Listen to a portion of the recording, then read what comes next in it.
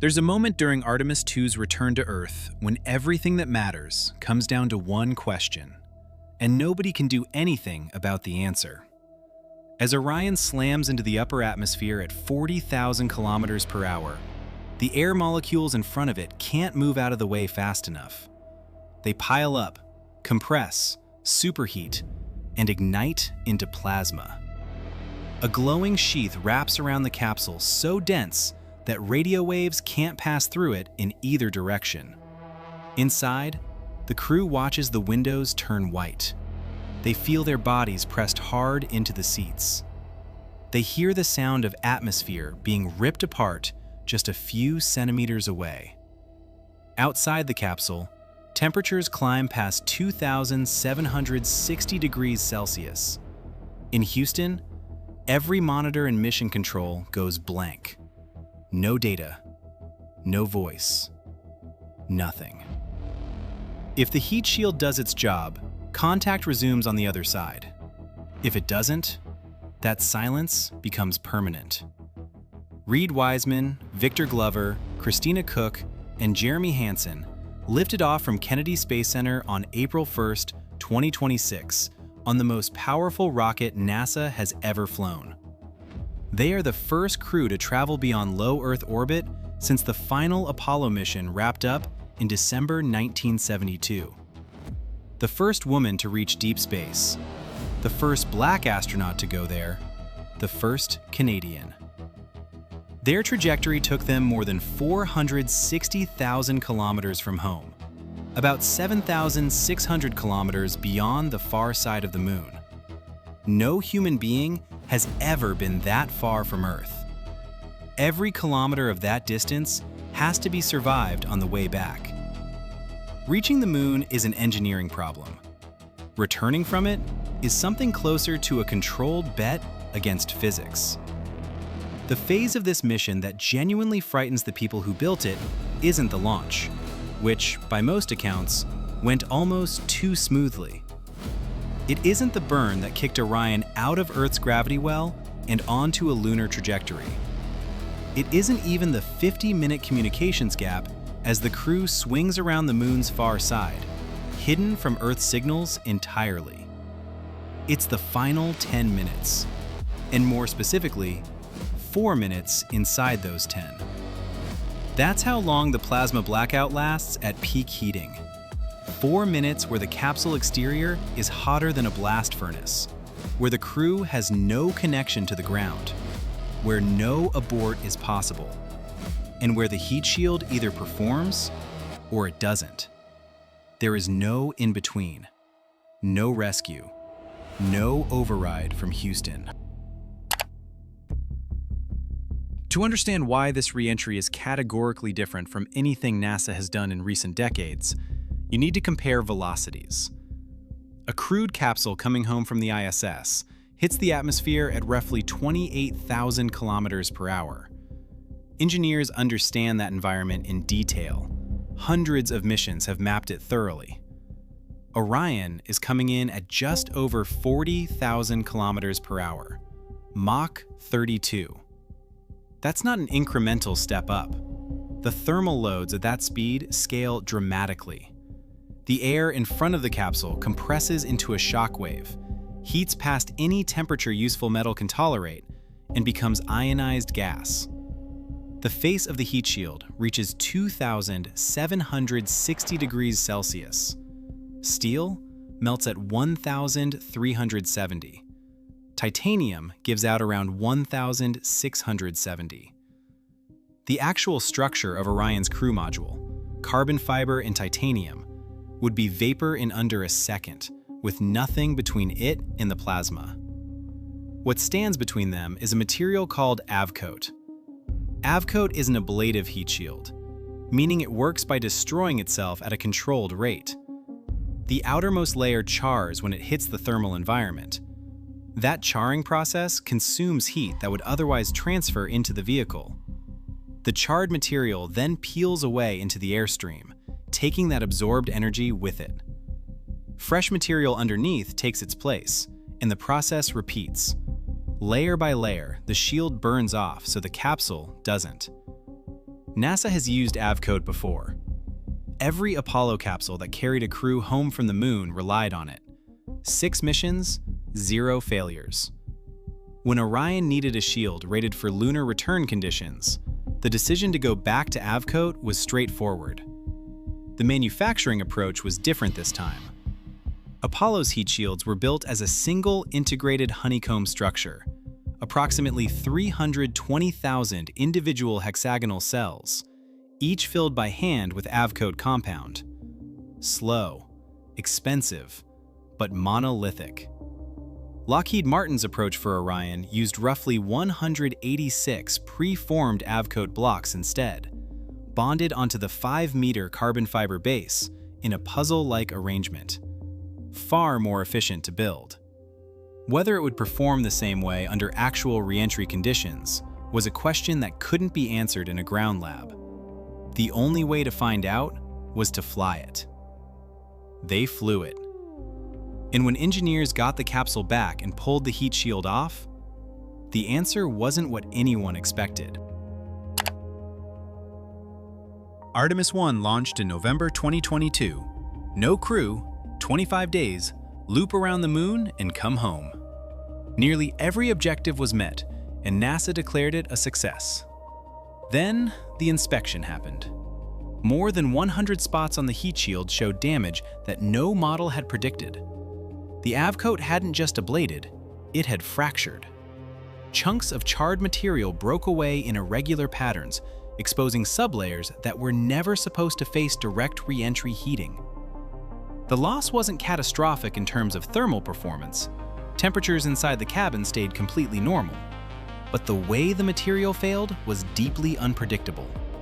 An unpredictable failure in a system designed to protect humans is a different category of problem. The root cause traced back to the re-entry technique Artemis I used: skip re-entry. Rather than diving straight down through the atmosphere, the capsule dips in, bleeds off speed using aerodynamic drag, then uses its lift to bounce back up above the atmosphere, briefly, before coming back down for the final descent. It's a precise technique that lets mission planners control exactly where the capsule lands. Apollo didn't have this option. It was considered an advancement. Inside the heat shield, it triggered a pressure buildup that no one had fully anticipated. AVCODE produces gas internally as it heats, a byproduct of the ablation chemistry. Under normal sustained heating, those gases push outward through the porous char layer and vent away safely. But during the skip phase, when the capsule climbs back above the atmosphere and heating temporarily drops, the char layer densified, became less porous. The AVCODE beneath it was still hot enough to keep generating gas, but now the exit path was partially blocked. Pressure accumulated inside individual blocks. When the capsule came back down for the second pass and heating surged again, the trapped gas blew through, ripping chunks of material off the shield from the inside. An ablative shield that ablates unpredictably is not a functional heat shield. It might work, it probably will work, but probably is not a word you want attached to the only thing keeping your crew alive. NASA made a decision.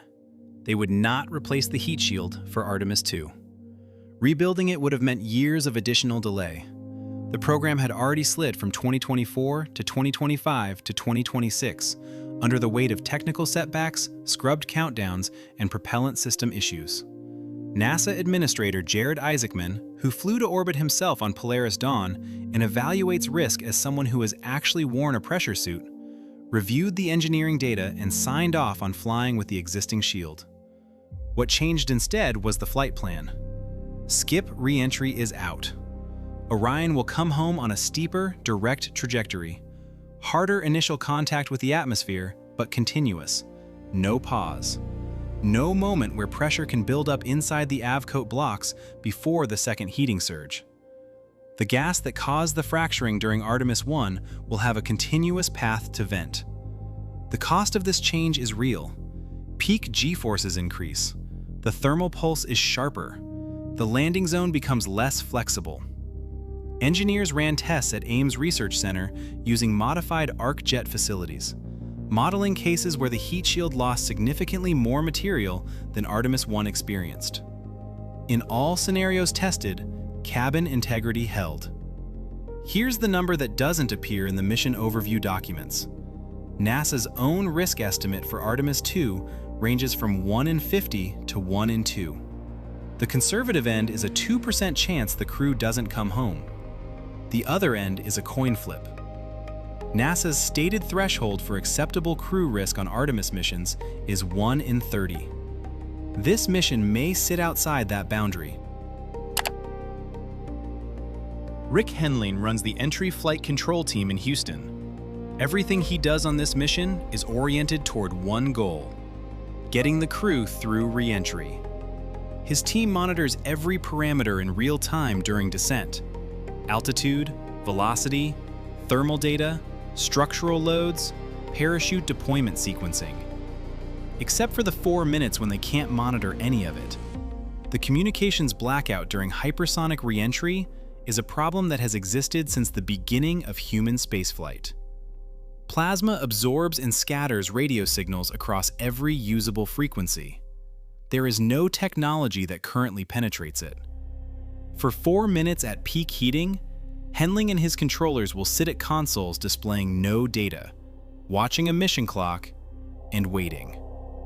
The crew, meanwhile, will be sealed inside a vehicle operating at the edge of its rated limits, with no ability to communicate, no ground team to call on, and nothing to do but hold on and trust the engineering. Apollo 13 comes to mind. In April 1970, Jim Lovell's crew came home in a command module that might have had a compromised heat shield, damaged when the service module's oxygen tank exploded 2 days earlier. Nobody knew for certain. The standard blackout was 3 minutes. It ran to 6. Gene Kranz sat with his team in mission control in silence. When Jack Swiggert's voice finally broke through the static, the room collapsed.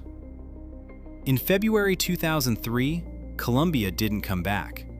A foam strike during launch had damaged tiles on the wing's leading edge. The crew was never warned. Mission Control watched their telemetry disappear mid-descent and never return. 7 people.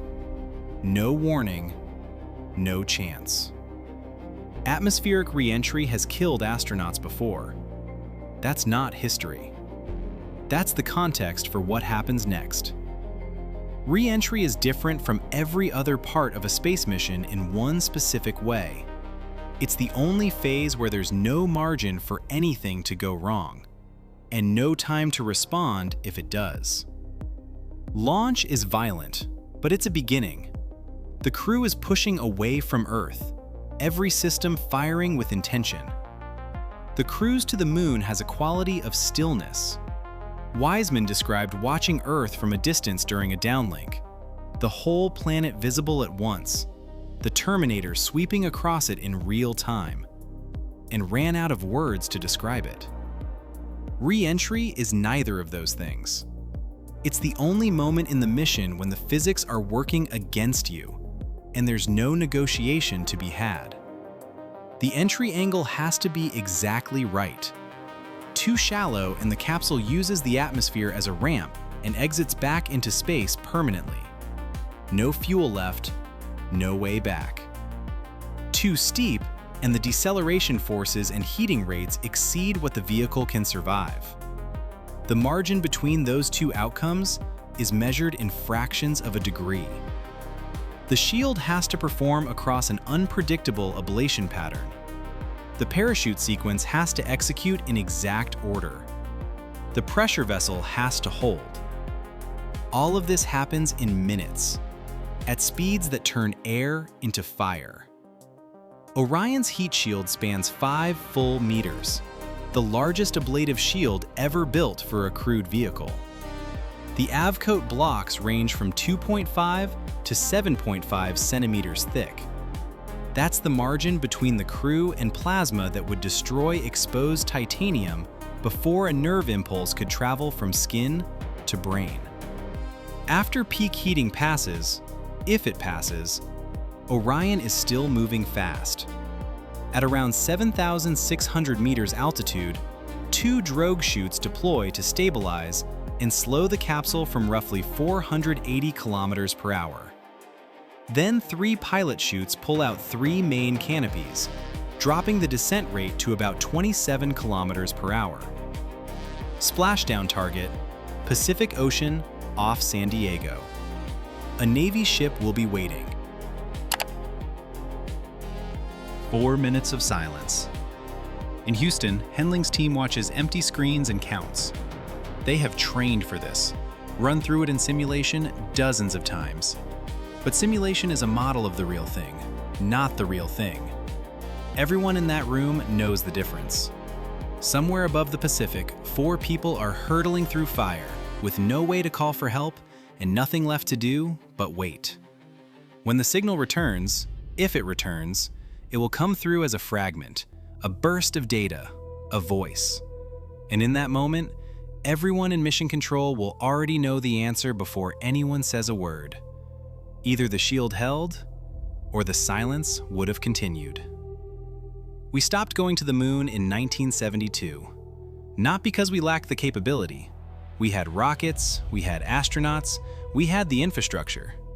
We stopped because the political will to fund it ran out, and nobody made the argument loudly enough that it mattered. Artemis II is that argument, made in fire. 4 people in a capsule, protected by centimeters of material that cracked and fractured the last time it flew, dropping through plasma faster than any human being has ever traveled. To answer a single question: can we actually go back? If the signal returns, the answer is yes. Every lunar landing after this, every long-duration surface mission, every piece of infrastructure humanity builds beyond Earth, it all traces back to what happens in the next few days. If the signal doesn't return, everything stops, the same way it stopped in 1972. And we'll spend another generation explaining why we're still close enough to see city lights from orbit. We'll know soon.